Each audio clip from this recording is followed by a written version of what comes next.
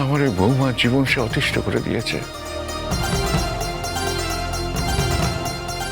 আমার নাতি নাতনিদের বিভিন্ন সময় বিভিন্নভাবে বিপর্যয়ের মুখে দাঁড় করিয়েছে, একবার নয় বারবার বারবার করেছে।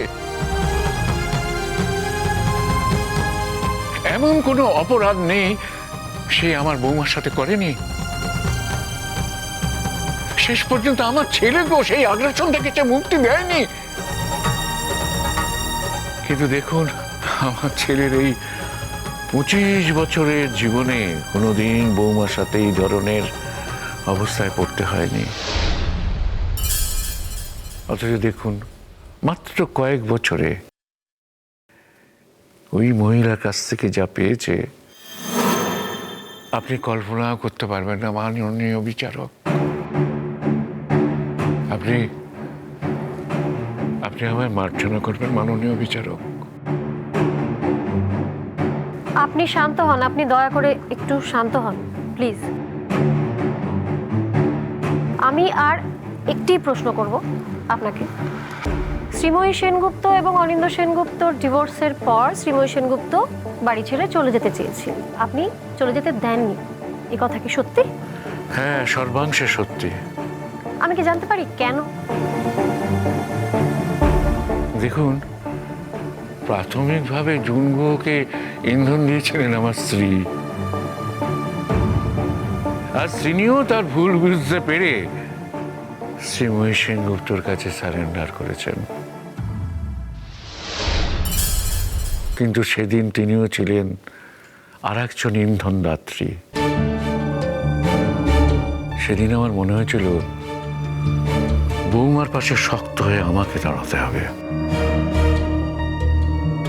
বৌমা বাড়ি ছেড়ে চলে যেতে চেয়েছিল, যেহেতু বাড়িটা আমার, আমি বৌমাকে বলেছিলাম তুমি বাড়ি ছেড়ে কোথাও যেও না বৌমা, তুমি এই বাড়িতেই থাকো।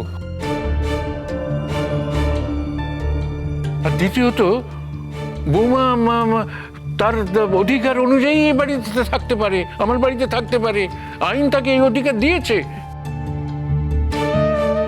তাই আমি তো কোনো অন্যায় করিনি, কোনো অন্যায্য কাজ করিনি। না না, আপনি অন্যায় কাজ একেবারেই করেননি, ঠিক কাজই করেছেন। কিন্তু আমার প্রশ্নটা হচ্ছে যে এই যে একসাথে বাড়িতে থাকা, মানে জুনগুহ এবং অনিন্দ্য সেনগুপ্ত যে বাড়িতে রয়েছেন সেই বাড়িতেই শ্রীময়ী সেনগুপ্ত থাকছেন তার ছেলে মেয়েকে নিয়ে, অদ্ভুত একটা পরিস্থিতি। আপনার মনে হয় যে এই পরিস্থিতি স্বাস্থ্যের পক্ষে সঠিক ছিল? আসলে এত বছর ধরে এত মানুষ দেখার পর জুনগুহকে দেখে আমার মনে হয়েছিল তার বোধহয় আমার ছেলেকে বিয়ে করাই লক্ষ্য।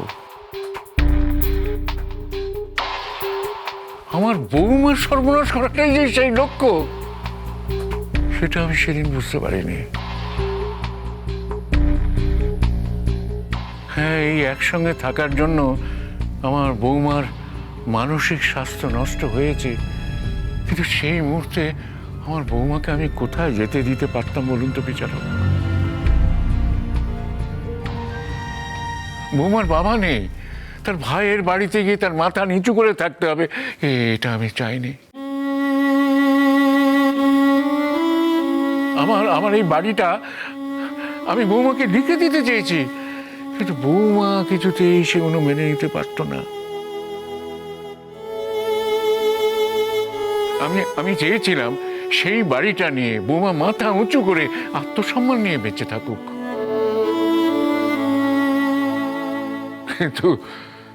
কিন্তু আমার বৌমার স্বভাবটাই এমন, সে দুহাত তুলে সবাইকে উজাড় করে দিয়ে দেয়, নিজের জন্য কিচ্ছু রাখে না। আচ্ছা আচ্ছা, আপনি একটা কথা বলুন, আপনি কি একটা কোনো স্পেসিফিক উদাহরণ দিতে পারেন যেখানে জুনগুহ শ্রীময়ী সেনগুপ্তকে অ্যাটাক করার চেষ্টা করেছিলেন, সরাসরি আক্রমণ করার চেষ্টা করেছিলেন? একটা অসংখ্য উদাহরণ দিতে পারি।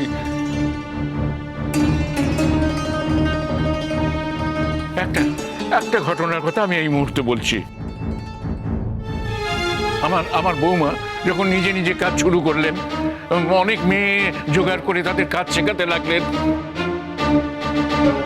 নানান জেলা থেকে বিভিন্ন রকম মেয়েরা বৌমার কাছে আসতেন কাজের জন্য। বিভিন্ন রকমের কাজকর্ম শিখে ওই মেয়েদের বৌমা স্বনির্ভর করার জন্য চেষ্টা করছিল। সেই সময় ওই জুন গুহ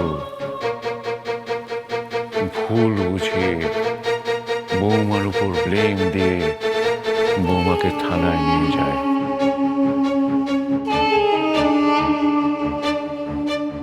ব্লেমটা কি দিয়েছিল জানেন? ও নাকি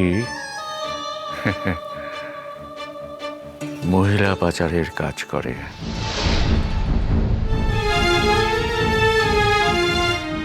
আর সেটা সমানে ওই টিভিতে কাগজে বেরোতে থাকে। সেই সমস্ত কাগজপত্র এখনো আমার কাছে আছে, মাননীয় বিচারক, এখনো আছে। বেশ, কাগজপত্রগুলি আমি মহামান্য আদালতকে দেখাতে চাইব।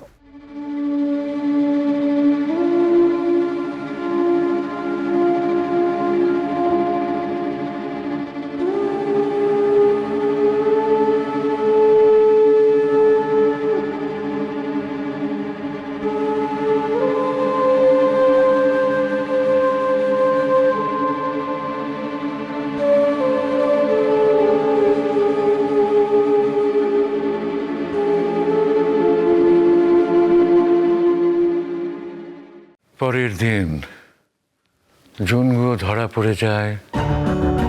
সে স্বীকার করে এই অপরাধ সে নিজেই করেছে।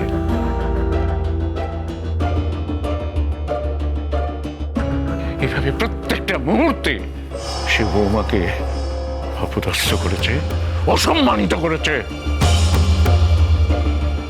আমার বৌমার জীবনটাকে শেষ করে দেওয়ার চেষ্টা করেছে। খুন তো আর ওই গলা টিপে খুন করলে খুন হয় না, বিষ খাইয়ে দিলেই তাকে খুন করা হয় না। অনেকভাবে খুন করা যায় বিচারক। পরোক্ষভাবেও তো খুন করা যায়। এইভাবে আমার বৌমাকে দিনের পর দিন সে মৃত্যুর দিকে এগিয়ে নিয়ে গেছে। Objection, your honour. আমার প্রশ্ন করা শেষ আজকের মতো, ইওর অনার। আমার আর কিছু বলার নেই। আমার কিছু প্রশ্ন করার আছে, আপনার অনুমতির অপেক্ষা। স্যার, আপনি প্রশ্ন করতে পারেন।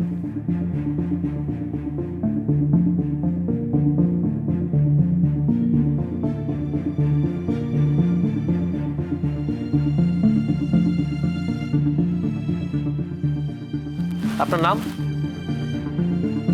আদিত্যদেব সেনগুপ্ত।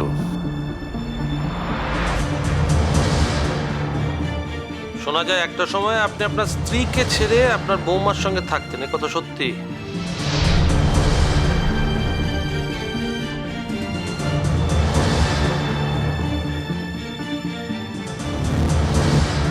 Objection, your honour. আমার বিপক্ষীয় বন্ধু একটু আগেই আদিত্যবাবুকে একজন মহিলাকে সম্মান করে কথা বলার কথা বলছিলেন। এখন উনি যেভাবে কথা বলছেন শ্রীময়ী সেনগুপ্ত সম্পর্কে, তাতে কি একজন মহিলাকে সম্মান করা হচ্ছে? এটা আমার প্রশ্ন। আমি তো একটা নিরীহ প্রশ্ন করেছি স্যার। উনি নিজের পরিবার ছেড়ে এক সময় ওনার বৌমার সঙ্গে থাকতেন। আমার বৌমাও আমার পরিবারেরই অংশ। কিন্তু আপনি আপনার নিজের স্ত্রীকে ছেড়ে দিয়েছিলেন কেন?